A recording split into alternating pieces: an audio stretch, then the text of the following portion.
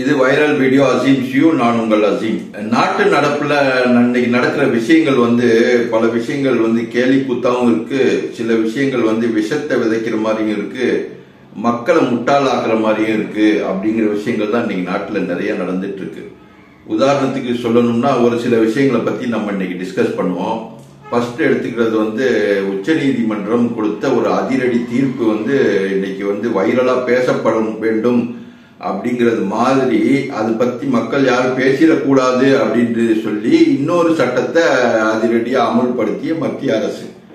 இது ரெண்ட முதல்ல நம்ம பார்த்துடலாம். ஃபர்ஸ்ட் உச்ச நீதிமன்றம் என்ன சொல்லியிருக்கு அப்படின்னு பாத்தீங்கன்னா, தேர்தல் பத்திர நன்கொடை அப்படின்னு ஒரு விஷயத்தை மத்திய அரசு கொண்டு வந்தது. அந்த தேர்தல் பத்திர நன்கொடைனா என்ன அப்படின்னா, ஒரு ஆளு நன்கொடை கொடுக்கும்போது அதை பணமா கொடுக்காம ஒரு பாண்ட், எலக்டோரல் பாண்டுன்னு சொல்லுவாங்க, அந்த பாண்டை வாங்கி எஸ்பிஐல குறிப்பிட்ட கிளைகளில் கொடுப்பாங்க. அதை வாங்கி நமக்கு பிடிச்ச கட்சிகளுக்கு அதை கொடுத்துடலாம். அந்த பாண்டை வாங்கின கட்சிகள் அதை பேங்க்ல அவங்க அக்கௌண்ட்ல போட்டு அதை பணமாக்கிக்குவாங்க.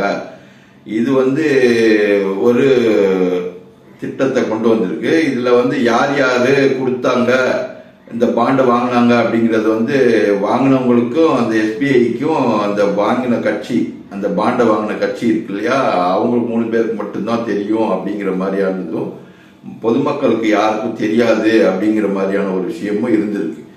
இது ஊழல் அப்படின்னு சொல்லலாமா அப்படின்னு பாத்தீங்கன்னாக்கா, வாங்குற காசை சயின்டிபிக்கலா அதை செக்யூரா வாங்கலாம் அப்படிங்கிற ஒரு விஷயத்தை கொண்டு வந்தது ஊழல் அப்படிங்கிற ஒரு கேட்டகரியில கொண்டு வரலாம் அப்படிங்குமா.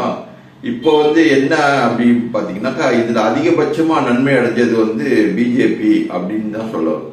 இந்த பிஜேபி வாங்கின எலக்டோரல் பாண்டு பத்தின டீடைல்ஸ் மொத்தமா யார் யாரெல்லாம் வாங்கியிருக்காங்க, அதை யார் யாருக்கெல்லாம் கொடுத்திருக்காங்க, யார் யாரெல்லாம் பயனடைஞ்சிருக்காங்க அப்படிங்கிற விவரத்தை எஸ்பிஐ மார்ச் மாசம் 6ஆம் தேதிக்கு கொடுக்கணும். அந்த கொடுத்த எலெக்ஷன் கமிஷன் கொடுக்கணும். அந்த எலெக்ஷன் கமிஷன் அதை வாங்கி அவங்களோட அபிஷியல் வெப்சைட்ல அதை போடணும். யார் யாருக்கிட்ட இருந்து எவ்வளவு பணம் வாங்கியிருக்குங்க அரசியல் கட்சிகள் அப்படின்னு சொல்லி போடணும் அப்படிங்கிறது உத்தரவா கொடுத்திருந்தாங்க. அந்த உத்தரவை மீறி எஸ்பிஐ என்ன பண்ணிருக்காங்க, எங்களுக்கு இந்த இதெல்லாம் பத்தாது, டைம் பத்தாது, ஜூன் மாசம் 30ஆம் தேதி வரைக்கும், நல்லா கவனிங்க, ஜூன் மாசம் 30ஆம் தேதி வரைக்கும் எலெக்ஷன் நடக்க போறது. இப்போ இன்னும் சமீபத்தில் நடக்க போகுது. இதெல்லாம் முடிஞ்சு எலெக்ஷன் ஆனிட்டு புதிய கவர்மெண்ட் அமைக்கப்படும் காலம் தாண்டி ஜூன் மாசம் 30ஆம் தேதி வரைக்கும் அவகாசம் கேட்டு அவங்க கேட்டு மனு போட்டிருக்காங்க.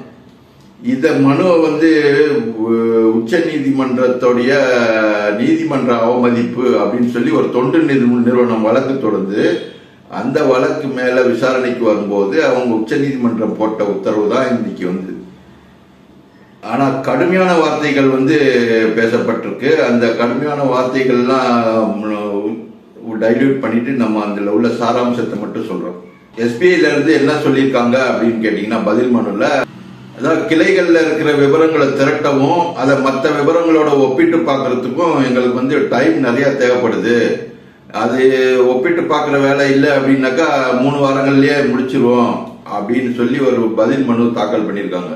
அதுக்கு நீதிபதி சந்திரசூட் தலைமையிலான 5 நீதிபதிகள் கொண்ட அமர்வு என்ன சொல்லியிருக்குன்னா, நாங்க உங்களை ஒப்பிட்டு பார்க்கலாம் சொல்லலையே, சீல் பண்ண கவரை எஸ்பிஐ வாங்கி அதை எலெக்ஷன் கமிஷன்கிட்ட நீங்க அதை ஓபன் பண்ணி பார்த்துட்டு அது இது கொடுத்துருங்க அவங்கள்ட்ட, அவங்க அதை அவங்க வெப்சைட்ல போடுவாங்க அப்படின்னு அதை ஒப்பிட்டு பார்க்குற இதெல்லாம் நாங்கள் உங்கள்கிட்ட சொல்லவே இல்லையே அப்படின்னு சொல்லி கேட்டிருக்காங்க. ஸோ இந்த மாதிரி ஆர்குமெண்ட் மாதிரி இந்த வாதம் போய் கடைசியில் என்ன பண்ணியிருக்காங்க, மனுவுக்கு நீங்க போட்டிருக்க மனுவில் இருந்து நீங்க சொன்ன ஸ்டேட்மெண்ட்ல இருந்து நாங்க கேட்ட தகவல்கள் எல்லாம் உங்க கையில ரெடியா இருக்கு அப்படிங்கிற விஷயம் தெரிய வருது. அதனால இன்னைக்கு, அதாவது இன்னைக்கு 12ஆம் தேதி மார்ச் மாசம் 2024, இன்னைக்கு அலுவல் நேரம் முடியும் போது அதுக்குள்ள நீங்க இதை தாக்கல் பண்ணிடணும் அப்படின்னு சொல்லி ஒரு உத்தரவை போட்டுட்டு, அதை மீறினா கோர்ட் அவமதிப்பு நடவடிக்கை எடுக்கப்படும் அப்படின்னு சொல்லி கோர்ட் நடவடிக்கைகளை நம்ம ஒத்துழைப்பு கொடுக்கிறோம். கோர்ட் நடவடிக்கைகளுக்கு, அந்த கோர்ட் உத்தரவுகளுக்கு நாங்கள் கீழ்ப்படுகிறோம் அதுக்கு மதிப்பு கொடுத்து அதுபடி நடப்போம் அப்படின்னு சொல்லி எழுதி கொடுங்க அப்படின்னு சொல்லிட்டு எஸ்பிஐ மனுவா தாக்கல் பண்ணணும் அப்படின்னு சொல்லி ஒரு உத்தரவு போட்டிருக்காங்க. ஸோ இன்னைக்கு தான் காலக்கெடு வச்சிருக்காங்க. அவங்க இன்னைக்குள்ள அவங்க வந்து அந்த எலக்ட்ரல் பாண்ட் டீட்டெயில்ஸை வந்து எலெக்ஷன் கமிஷன்கிட்ட கொடுக்கணும் அப்படிங்கிறது தீர்ப்பு. அடுத்து இவங்க மேல்முறையீடு மறுபடியும் ஏதாவது பண்ண போறாங்களா இல்ல கொடுப்பாங்களா அப்படிங்கிறது வந்து பேசு பொருள் ஆகிட்டு இருக்கு. ஸோ இந்த மாதிரியான ஒரு அதிரடி தீர்ப்பு வந்து பேக் ஃபயர் அப்படின்னு சொல்லி ஒன்றிய அரசுக்கு வந்து ஒரு பெரிய பேரிடியா வந்து விழுந்திருக்கு. காரணம், எலெக்ஷன் சமீபத்தில் நெருங்கிட்டு இருக்க நேரத்தில் இந்த மாதிரியான ஒரு விஷயம் வந்து ஊழலாக பேசப்பட்டு எதிர் தரப்பினர் வந்து இதை வந்து ஊழல் அப்படின்னு சொல்லி பிரச்சாரம் பண்ணுவாங்களா அப்படின்னு சொன்ன அந்த நினைப்புல தான் அது பத்தி யாரும் பேசிடக்கூடாது அப்படின்னு சொல்லி தான் இந்த CAA அப்படின்னு சொல்லி குடியுரிமை திருத்த சட்டம் அப்படின்னு சொல்லிட்டு 2019 அது நிறைவேற்றப்பட்டு அது வந்து கிடப்பில் போடப்பட்டிருந்த அந்த குடியுரிமை சட்டத்தை தூசி தட்டி எழுப்பி நேற்று வந்து அதை அமுல்படுத்தப்படுகிறது அப்படின்னு சொல்லிட்டு இந்த குடியுரிமை திருத்த சட்டம் என்ன சொல்றதுன்னா, ஆப்கானிஸ்தான், பாகிஸ்தான், பங்களாதேஷ்ல இருந்து வந்த முஸ்லிம் அல்லாத பிற மதத்தினர் அனைவருக்கும் குடியுரிமை வழங்கலாம், முஸ்லிம்களுக்கு மட்டும் வழங்கப்பட மாட்டாது அப்படின்னு சொல்லி ஒரு திருத்த சட்டத்தை கொண்டு வந்திருக்காங்க. இந்த திருத்த சட்டத்தின்படி இங்க இருக்கிற முஸ்லிம்களை வந்து நீங்க வந்து அங்கிருந்து வந்த அகதிகள் சொல்லி வெளியேற்றப்படுவதற்கான வாய்ப்புகள் அதிகமாக இருப்பதனால இது பத்தி முஸ்லிம்கள் போராட்டம் பண்ணுவாங்க. அவங்க போராட்டம் பண்ணாங்கன்னா இந்த எலக்டோரல் பாண்டு பத்தின டீட்டெயில்ஸ் வந்து உச்ச நீதிமன்றம் வழங்கிய தீர்ப்பு வந்து யாரும் பேச மாட்டாங்க, அது பேசு பொருள் ஆகாது. ஒரு பிரச்சனை இருக்கு, அந்த பிரச்சனைய தீர்வு செய்யறதை விட்டுட்டு அந்த பிரச்சனையை மறைக்கிறதுக்கு இன்னொரு பெரிய பிரச்சனையை தூண்டி விடுறதுதான் காலங்காலமா பிஜேபி செஞ்சுட்டு வர்ற ஒரு விஷயம். அதுதான் இப்பவும் செஞ்சிருக்காங்க. இந்த பிரச்சனையை மறைக்கிறதுக்காக CAA என்ற ஒரு விஷயத்தை கொண்டு வந்து உள்ள நுழைக்கிறாங்க. இதுக்கு முஸ்லிம்களும் பலிகடா ஆகி வேற வழி இல்லாம போராட்டம் அது இதுன்னு கையில் எடுக்க தான் செய்வாங்க. இவங்களுக்கு இன்றைக்கு ரம்ஜான் முதல் நாள் ஆரம்பமாகுது. அவங்களுக்கு கொடுக்கப்பட்ட பரிசாவோடு இதை வந்து அவங்க நினைச்சிட்டு கொடுத்துருக்காங்க. முஸ்லிம்களை வந்து அதாவது முஸ்லிம்களுக்கு எதிரான இந்த சட்டத்தை வந்து முஸ்லிம்கள் கொண்டாடக்கூடிய ரம்லான் அப்படிங்கிற ஒரு திருநாள்ல வந்து அவங்களுக்கு கொடுத்துருக்காங்கன்னா எவ்வளவு மத துவேஷம் அவங்க மனசுக்குள்ள இருந்திருக்கு அப்படிங்கிறத நம்ம பார்க்கணும். ஸோ இது வந்து அந்த விஷயத்தை மறைக்கிறதுக்காக இந்த விஷயத்தை கொண்டு வந்தாங்க அப்படிங்கிறது வந்து எல்லாருக்குமே தெரியும். ஆனா யாருமே அதை பத்தி பேசாம இதை பத்தி தான் இனிமேல் பேச போறாங்க அப்படிங்கிறதும் தெரியும்.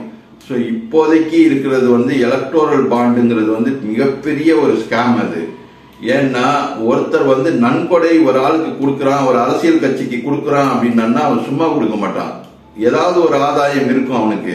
ஏன்னா ஒரு அரசியல் கட்சி அவன் வந்து எம்எல்ஏ ஆகிறதுக்கோ MP ஆகிறதுக்கோ தேர்தல் செலவு பண்றதுக்கு நான் காசு கொடுக்கணுமா அப்படிங்கிற நினைப்பு தான் எல்லாருக்கும் இருக்கும். அப்படி நான் காசு கொடுத்தேன்னா அதனால எனக்கு ஏதாவது பலன் கிடைக்கணும், அப்படி இருந்தா மட்டும்தான் நான் காசு கொடுக்கணும். அப்படிப்பட்ட நினைப்போட கொடுக்கப்படும் காசு பிற்காலத்துல அந்த அவனுடைய நினைப்பை வந்து அதை சாத்தியப்படுத்தக்கூடிய வாய்ப்புகளை அந்த கட்சி ஆட்சிக்கு வந்தால் செய்து கொடுக்குமேயானால் அது ஒரு சட்டவிரோதமான செயலாகத்தான் இருக்கும். சட்டப்படியான செயலுக்கு யாரும் காசு கொடுக்க மாட்டாங்க, சட்டத்தை மீறின செயலுக்காக தான் காசு கொடுப்பாங்க அப்படிங்கிறது வந்து எல்லாருக்குமே தெரியும். ஸோ இந்த மாதிரியான ஒரு வழக்கு ஊழல் சம்பந்தமான ஒரு இது வந்து எலக்டோரல் பாண்ட் அப்படிங்கிற ஒரு ரூபத்துல வந்து உள்ள வந்திருக்கு. இதை வந்து மக்கள் வந்து எவ்வளவு கொடுக்குறாங்க, யாருக்கு கொடுக்குறாங்க, என்ன இது அமௌண்ட் கொடுக்குறாங்க அப்படிங்கிறது வந்து சம்பந்தப்பட்ட 3 பேர். யார் 3 பேர்னா, இப்ப நான் வந்து ஒரு அரசியல் கட்சி கொடுக்குறேன் அப்படின்னா SBIல போய் அதை வாங்குவேன் பாண்டை. ஸோ எனக்கு தெரியும் நான் வாங்குறவனுக்கு கொடுக்குற அளவு SBI அவங்களுக்கு தெரியும். நான் அந்த பாண்டை வாங்கிட்டு போய் யாருக்கு கொடுக்க போறேன் அந்த கட்சிக்காரங்க தெரியும். ஸோ இந்த 3 பேருக்கு தெரிஞ்ச மாதிரி ஒரு விஷயம் வந்து பொதுமக்களுக்கு தெரியணும். யார் யாருக்கு இந்த கட்சிக்கு எவ்வளவு தொகை வசூலாயிருக்கு இந்த மாதிரி எலக்டோரல் பாண்ட் மூலமாக, அதை யார் கொடுத்தாங்க, எதுக்காக கொடுத்தாங்க அப்படிங்கிற விஷயம் பொதுமக்களுக்கு தெரியணும். அப்படிங்கிறதுக்காக தான் இதை வெளிப்படைத்தன்மையோட செய்யணும் அப்படின்னு. உதாரணத்துக்கு ஒரு பெரிய பணக்காரர் வந்து ஒரு பேங்க்ல லோன் வாங்குறாரு. அந்த லோன் தொகையை தள்ளுபடி பண்ணுவதற்காக எனக்கு இத்தனை % கமிஷன் கொடுத்துருங்க அப்படின்னு சொல்லி அந்த கடனை தள்ளுபடி பண்ணலாம் அப்படிங்கிற ஒரு விஷயமும் இருக்கு இல்லையா. ஸோ அந்த மாதிரியான விஷயங்களுக்காக இந்த எலக்ட்ரல் பாண்டு கொண்டாந்து உள்ள புகுத்திப்பாங்களோ அப்படிங்கிறதும் மக்கள் எண்ணி தோன்று. ஸோ இந்த மாதிரியான விஷயங்கள் தான் இன்னைக்கு பேச பொருளா இருந்துட்டு இருக்கணும் அப்படிங்கிறது மாறி எதை பேசணும் அப்படிங்கிறத தீர்மானிக்கிற இடத்துலையும் ஆட்சியாளர்கள் விதிக்கிறாங்க. அப்புறம் மக்களை முட்டாளாக்குற விஷயம் என்ன அப்படின்னு சொல்லியிருந்தேன் இல்லையா, அது என்னன்னு பார்த்தீங்கன்னா அந்த கேஸ் விலை குறைப்பு 100 ரூபா குறைச்சிருக்காங்க. எப்பெல்லாம் குறைக்கிறாங்க அப்படின்னு பார்த்தீங்கன்னா எலெக்ஷன் டைம் வருது அப்படின்னா மட்டும் குறைப்பாங்க. இப்போ 100 ரூபா குறைச்சிருக்காங்க, எலெக்ஷன் முடிஞ்ச உடனே 200 ரூபா ஏற்றிடுவாங்க அப்படிங்கிறது மக்கள் எல்லாத்துக்குமே தெரியும். இருந்தாலும் இவங்க இந்த தைரியமா இந்த மாதிரி குறைப்பு நடவடிக்கை கொடுக்குறாங்க அப்படின்னா மக்களை முட்டாள் அப்படின்னு நினைச்சனாலதான் அது நடக்குது அப்படிங்கிறது. அடுத்த நிறைய விஷயங்கள், அறிவிப்புகள், அவசர அவசரமா ரோடு போடப்படுதல், திட்டங்கள், முடங்கி கிடந்த திட்டங்கள், இந்த எய்ம்ஸ், மதுரையில் எய்ம்ஸுக்கு அடிக்கல் நாட்டு விழாவோட நிறுத்தப்பட்ட இது மறுபடியும் அதுக்கான ஏற்பாடுகள் நடக்கிறது. இந்த மாதிரியான விஷயங்கள் எலெக்ஷன் முடிஞ்சதுக்கு அப்புறமும் தொடருமா அப்படின்னு பாத்தீங்கன்னா இல்ல அப்படிங்கிறது தான் இதுவரைக்கும் நடந்துட்டு வந்த வரலாறு நமக்கு சொல்ற விஷயம். ஸோ கேஸ் வேலை குறைக்கிறாங்க அப்படின்னா எலெக்ஷனுக்கு அப்புறம் கண்டிப்பா ஏத்த போறாங்க அப்படிங்கிறது எல்லாத்துக்குமே தெரிஞ்சிருச்சு. ஸோ இந்த ரோடு போடுறது அவசர கதியில போடக்கூடிய ரோடுகளோட நிலைமை, ஒரு மழை வந்துச்சுன்னா என்ன ஆகும் அப்படிங்கிறது குண்டு குழியுமா போகும் அப்படிங்கிறதும் தெரிஞ்ச விஷயம்தான். ஸோ இது மாதிரியான மக்களை ஏமாத்துற ஒரு இது எலெக்ஷன் திருவிழா அப்படின்னு சொல்லி எலெக்ஷனை ஒரு திருவிழாவாக்கி இது பண்றாங்க. இவிஎம் மிஷினை பேன் பண்ணணும் அப்படின்னு சொல்லி போராட்டங்கள் நடந்துகிட்டு இருக்க நேரத்தில் இப்போ எலெக்ஷன் அறிவிக்கிறாங்க. இதுல இவிஎம் மிஷின்ல தான் பண்ண போறாங்க அப்படிங்கிறது இருக்கு. ஸோ இந்த நேரத்தில் 2 எலெக்ஷன் கமிஷனர் பதவி காலியா இருக்கு. ஒருத்தர் கொஞ்ச நாளுக்கு முன்னாடி பணி மூப்புல ரிட்டையர் ஆயிட்டாரு. ஸோ இப்போ 2 நாளைக்கு முன்னாடி ஒருத்தர் வாலண்டியர் ரிட்டையர்மெண்ட் வாங்கிட்டார். இந்த 2 விஷயங்கள் எப்படி பார்க்கப்படுது அப்படின்னு பாத்தீங்கன்னா அடுத்து வரக்கூடிய எலெக்ஷன்ல நம்ம சொல்ற ஆளுதான் அந்த எலெக்ஷன் கமிஷனரா இருக்கணும் அப்படிங்கறத திட்டம் போட்டு இவங்களை ராஜினாமா பண்ண வச்சிருப்பாங்களோ அப்படின்னு யோசிக்க தோணுது. ஸோ இப்போ என்ன எப்படி எலெக்ஷன் கமிஷன் நியமிக்க போறாங்க அப்படின்னு பாத்தீங்கன்னா ஏற்கனவே இருந்தது என்ன செட்டப்ல இருந்தா பிரதமர், உச்ச நீதிமன்ற தலைமை நீதிபதி, எதிர்கட்சி தலைவர் இவங்க அடங்கிய ஒரு குழு எலெக்ஷன் கமிஷனர்களை தேர்வு செய்யும் அப்படின்னு இருந்த நடைமுறை மாத்தி பிஜேபி என்ன பண்ணிருக்காங்கன்னா உச்ச நீதிமன்ற தலைமை நீதிபதியை தூக்கிட்டாங்க. அவங்கள தூக்கிட்டு மத்திய மந்திரியை உள்ள கொண்டு இது பண்ணாங்க. இப்போ யார் யார் இருக்கான்னு பாத்தீங்கன்னா பிரதமர், மத்திய மந்திரி, எதிர்கட்சி தலைவர், இந்த 3 பேர்ல 2 பேர் சொல்றது மெஜாரிட்டி ஆகி நடைமுறை ஆயிரும். அப்படிங்கிற பட்சத்துல இவங்க 2 பேரு மத்திய மந்திரியும் சரி பிரதமரும் சரி எடுக்கிற முடிவு தான் இறுதி முடிவு அப்படின்னு ஆகி போன சூழ்நிலையில இந்த உச்ச நீதிமன்ற நீதிபதியை நீக்கி அவங்க ஒரு மசோதா பாஸ் பண்ணாங்க இல்லையா, அந்த மசோதாவை எதிர்த்து காங்கிரஸ் கட்சி ஒரு கேஸ் ஃபைல் பண்ணிருக்காங்க. அந்த கேஸ் பழைய முறையில தான் எலெக்ஷன் கமிஷனர் நியமிக்கணும் அப்படின்னு சொல்லி கேட்டிருந்தாங்க. ஸோ அந்த முறையில இது பண்றதுக்காக அந்த கேஸை லிஸ்டிங் பண்ணி அவசர வழக்கா போடுங்க அப்படின்னு சொல்லி கேட்டிருக்காங்க. நீங்க மெயில் அனுப்புங்க, நாங்க பரிசீலிக்கிறோம் அப்படின்னு சொல்லியிருக்காங்க. ஸோ விசாரணைக்கு கூடிய விரைவில் அந்த மனு வரக்கூடும். ஸோ இந்த நிலையில பிரதமர் அவசரமா ஆலோசனை கூட்டம் நடத்தி யாரை தேர்வு பண்ணலாம் 2 பேரை அப்படின்னு சொல்லிட்டு போட்டு ஒருத்தரை நியமிக்கவும் செஞ்சிருக்காங்க அப்படிங்கிற தகவல் தான் நமக்கு கிடைச்சிருக்கு. அது யாருங்கிறது அடுத்த இதுல சொல்லும். ஸோ இப்போதைக்கு இது விசாரணைக்கு வர்றதுக்கு முன்னாடியே இவங்களை நியமிச்சாதான் நமக்கு இப்ப அதிரடி காட்டிய உச்ச நீதிமன்ற தீர்ப்பு இருக்கு பாத்தீங்களா, எலக்டோரல் பாண்ட் விஷயத்திலயும் சரி அது சரி, அந்த விஷயத்துல நம்ம சொல்ற மாதிரி நடந்துக்குறாங்க எலெக்ஷன் கமிஷனர் நம்ம ஆளா இருந்துச்சுன்னா ஸோ அதை அவங்களுடைய வெப்சைட்ல போடுற விஷயத்த எப்படி தள்ளி போடணும் அப்படிங்கிறது கோர்ட்ல மறுபடியும் இது போட்டு ஏதாவது பண்ணி அதை எப்படியாவது ஜூன் மாசத்துக்கு அப்புறம் கொண்டு போயிடுவாங்க அப்படின்னு சொல்லி அதுக்கு எலெக்ஷன் கமிஷனர் நம்ம ஆளா இருக்கணும் அப்படின்னு சொல்லி திட்டம் போட்டு செயல்படுத்துறது தான் இந்த ஒருத்தரை ராஜினாமா பண்ண வச்சு புதுசா 2 பேரை பதவி காலத்துக்குள்ள இந்த எலெக்ஷனுக்குள்ள 2 பேரை புதுசா நியமிக்கப்பட இருக்கிறார்கள் அப்படிங்கிற ஒரு தகவலையும் உங்களுக்கு சொல்லு. ஸோ இந்த மாதிரிலாம் சித்து விளையாட்டு அப்படின்னு பண்ணி தான் ஆட்சியை கைப்பற்ற முடியும் அப்படிங்கிறது இருந்துச்சுன்னா இப்ப மக்கள் எதுக்காக ஓட்டு போடணும் அப்படிங்கிற ஒரு கேள்வியும் வருது. எல்லாத்தையுமே சர்வாதிகாரமா பண்ணிட்டு போனா, சோ இந்த மாதிரியான ஒரு விஷயங்கள் இருக்கும்போது மக்கள் தங்களுக்குள்ள அதிகாரத்தை எப்படி பயன்படுத்தணும், அப்படி பயன்படுத்தினால் மட்டுமே அவங்களுக்கு வந்து சரியான ஒரு தலைமையும் சரியான ஒரு தீர்வும் கிடைக்கும். ஆனா அந்த மாதிரியான ஒரு தீர்வு கூட இப்போ வந்து சந்தேகத்துக்கிடமா இருக்கு இவிஎம் மிஷின் வடிவத்துல. அப்படிங்கும்போதுதான் நிறைய கேள்வி கணைகள் உருவாகுது. ஸோ இந்த மாதிரி கேள்வி கணைகள் சந்தேகங்களை நிவர்த்தி பண்ணிட்டு எலெக்ஷன் நடத்தினா மட்டும்தான் அது வந்து ஜனநாயக ரீதியான மக்களால் தேர்ந்தெடுக்கப்பட்ட அரசாக அமையும் அப்படிங்கிறது தான் மக்களுடைய கருத்தா இருக்கு. விசாரிச்ச வரைக்கும் மக்களும் அதை தான் சொல்லிட்டு இருக்காங்க. இவிஎம்ல போடக்கூடாது, ஓட்டு சீட்ல தான் போடணும் அப்படிங்கறத சொல்லிட்டு இருக்காங்க. ஆனா அது வந்து செவிடங்க அதுல ஒரு சங்கா தான் போகுது. அதெல்லாம் ஒதுக்கி வச்சுட்டு அவங்க இவிஎம் மிஷின்ல தான் நடத்த போறாங்கிறது தெளிவா தெரியுது. ஆனால் எதிர்ப்பை தெரிவிச்சுட்டே தான் இருக்க வேண்டியிருக்கு, வேற வழி இல்லை. ஜனநாயக நாட்டுல சட்டம் இருக்கு, இந்த மாதிரி ஒரு சட்டம் இருக்கிற நாட்டுல இப்படிதான் பண்ணி ஆகணும். இந்த வீடியோவை நிறைவு செய்யறோம். நன்றி, வணக்கம். அடுத்த வீடியோல பார்ப்போம்.